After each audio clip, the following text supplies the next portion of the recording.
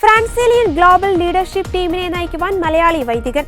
വിശാഖപട്ടണത്ത് വെച്ച് നടന്ന 21ാമത് ജനറൽ ചാപ്റ്ററിൽ missionaries of Saint Francis de Sales കോൺഗ്രിഗേഷന്റെ പുതിയ നേതൃത്വ ടീമായ ജനറൽ കൂരിയായെ തിരഞ്ഞെടുത്തപ്പോഴാണ് 15ാമത് സുപ്പീരിയർ ജനറലായി മലയാളിയായ ഫാദർ ജോൺസൺ മൈക്കിൾ കല്ലിടിക്കലിൽ നിയമിതനായത്.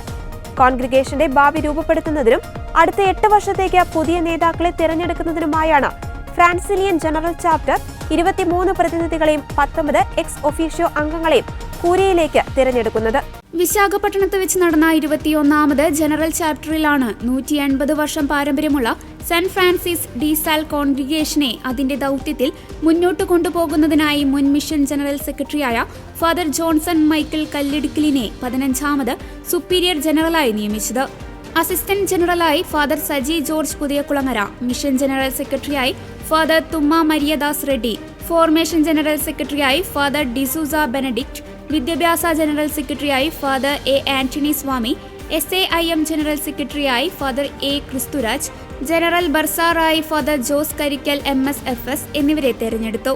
കഴിഞ്ഞ 12 വർഷമായി കോൺഗ്രിഗേഷനെ നയിച്ചതിനെ സുപ്പീരിയർ ജനറലിനും സംഘത്തിനും 20 രാജ്യങ്ങളിൽ നിന്നുമായി ഒത്തുകൂടിയ 47 ചാപ്റ്റർ മെമ്പേഴ്സ് നന്ദി അറിയിച്ചു. 1838 ഒക്ടോബർ 24-ന് ദേവദാസനായ ഫാദർ പീറ്റർ മേരി മെർമിയറാണ് missionaries of Saint Francis de Sales സഭ സ്ഥാപിച്ചത്. ഇന്ന് ഏഷ്യ, ആഫ്രിക്ക, യൂറോപ്പ്, അമേരിക്ക തുടങ്ങി 20 രാജ്യങ്ങളിലായി ഏകദേശം 2000-ഓളം ഫ്രാൻസിലിയൻസ് ഉണ്ട്.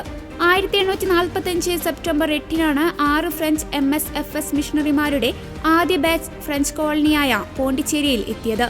പിന്നീട് 1846 ഫെബ്രുവരി 19-നാണ് വിശാഖപട്ടണത്ത് എത്തിയത്. വിശാഖപട്ടണം, നാഗ്പൂർ, പൂനെ, തെക്ക് പടിഞ്ഞാറൻ ഇന്ത്യ, തെക്ക് കിഴക്കൻ ഇന്ത്യ, ഗുവാഹത്തി, ദിബ്രുഗഡ് എന്നിങ്ങനെ ഇന്ത്യയിലെ 7 പ്രവിശ്യകളിലാണ് MSFS പ്രവർത്തനം നടത്തുന്നത്.